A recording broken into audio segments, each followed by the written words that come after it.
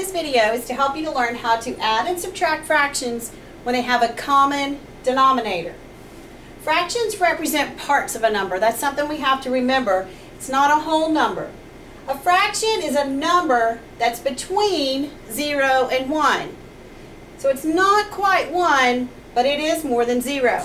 In a fraction, your top number is called your numerator. That's your counting number. That tells us how many we're talking about. And your bottom number is the denominator, and that tells me how many it takes to make the whole.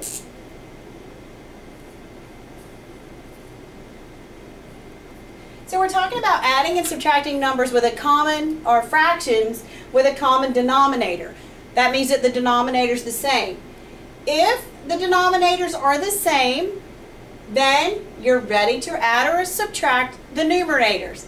So if your bottom number, the denominators, the same, then you can go ahead and add and subtract the numerators. The denominator is going to stay the same.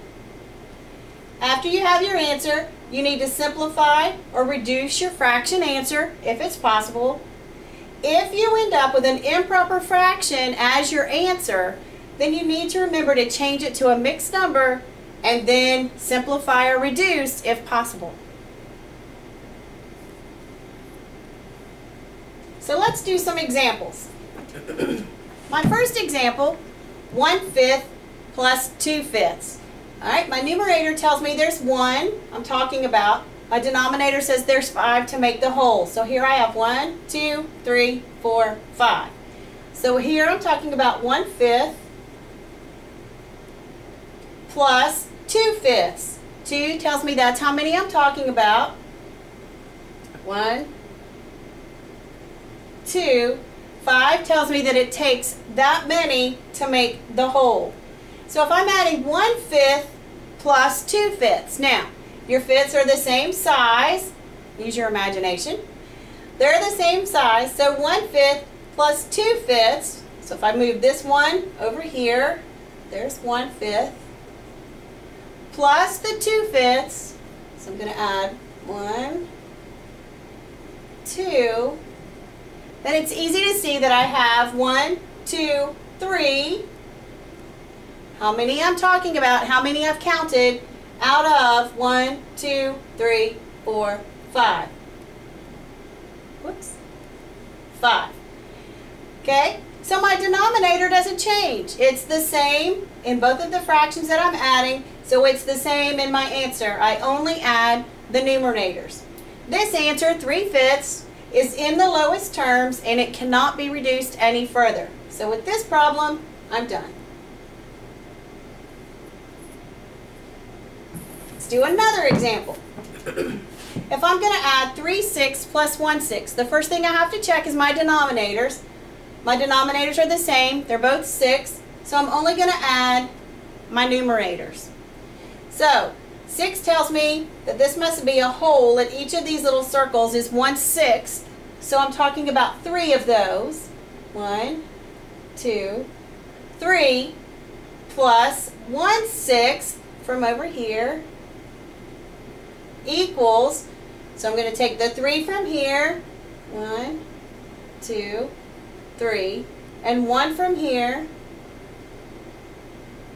and now I have 1, 2, 3, 4 that I'm talking about, my numerator, and 2 more is 6. So I'm talking about 4/6. Well, this fraction can be reduced if you remember back.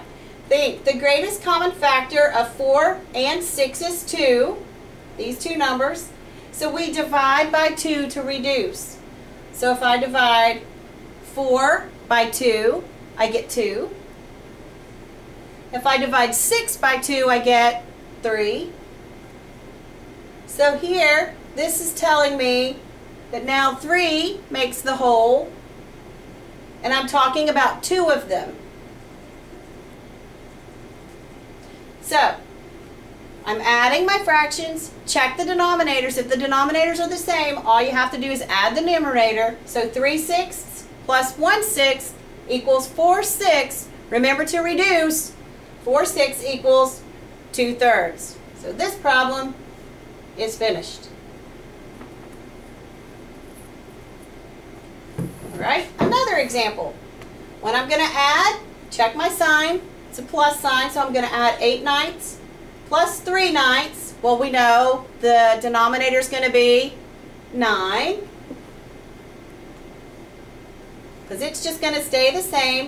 And I'm going to add my numerators. 8 plus 3 is 11.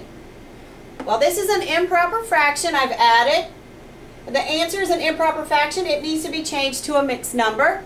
So 11/9 equals 1 and 2/9. But when you're adding, first thing you check for, make sure your denominator is the same. If it's the same, that's what it is in your answer. Add your numerators, then reduce if you need to. So this problem is done.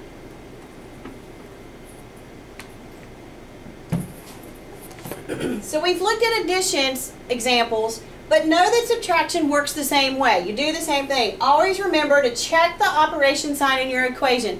The 3 examples that we just did, if you go back and look, they were all addition. And I've told you, check the sign, because now I'm going to subtract. Check my denominators. My denominators are the same, so the denominator in my answer will be 12. Now I'm just going to subtract the numbers because that's what my sign tells me to do. 7 minus 4 is 3. And I can look at that and tell, remember to reduce those fractions. The greatest common factor for 3 and 12 is 3. So my final answer is 1/4. So it's really important to always, always, always remember to check the operation sign, because we don't want to add if you're supposed to subtract.